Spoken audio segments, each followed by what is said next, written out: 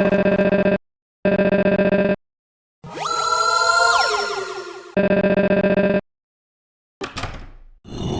Chris, can I borrow you for a video real quick? Cool, I'm taking that as a yes. Anyway, my name is Gold, and welcome to The Chilling Truth of the Snowgrave Route.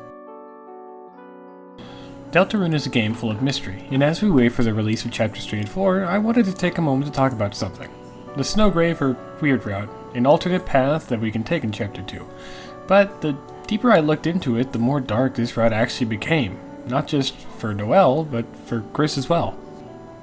For Noelle, the Snowgrave route isn't just about power, it's about control. Her lack of it specifically, and Chris's dominance over her in that route. When you begin the Snowgrave, Noelle is completely out of her element. Chris starts controlling her, forcing her to kill enemies, something that wasn't even possible in previous chapters. She's swept along and able to resist Chris's influence. But Noelle's struggle isn't just physical, it's deeply emotional. She's being coerced into committing horrible acts. To her, Chris's actions feel distant and cold. It's hard to imagine why her best friend would force her to do this. From Noelle's perspective, Chris is just an agent of terror hurting her without hesitation. This must feel isolating. If her best friend can hurt her this easily, what's stopping anyone else?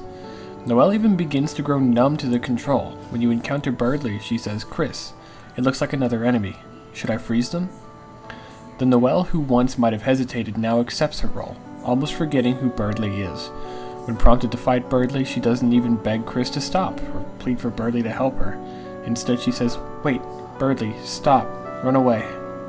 But the deeper truth of it is, Chris isn't in control. We the player may think we are making choices guiding Chris's actions, but the reality is far darker. Chris is a puppet in a world where their strings are pulled by something, or someone else. In this route, Chris doesn't make these choices willingly. They are pushed into them. From Chris's perspective, every action they take feels like a mechanical movement, a reaction to an overwhelming force. As Chris performs these actions, there's no satisfaction in it.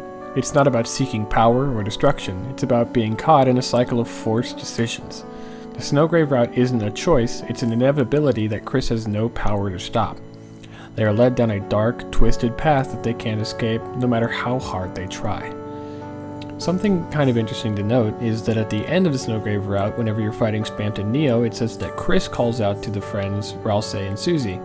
But whenever you call it to Noelle, it says you whispered Noelle's name. Very obviously not a typo. This was intentional. It's saying that Chris isn't calling Noelle, you are. And she listens. However, there's one thing to note. At the end of both routes, Chris rips out their soul and opens a new dark world in their living room. It's a moment that's almost impossible to interpret fully and leaves us wondering, why would Chris do this? At this point, the game throws us into uncharted territory. Chris's decision to open a dark world is strange, especially because no matter how you act, they always do this.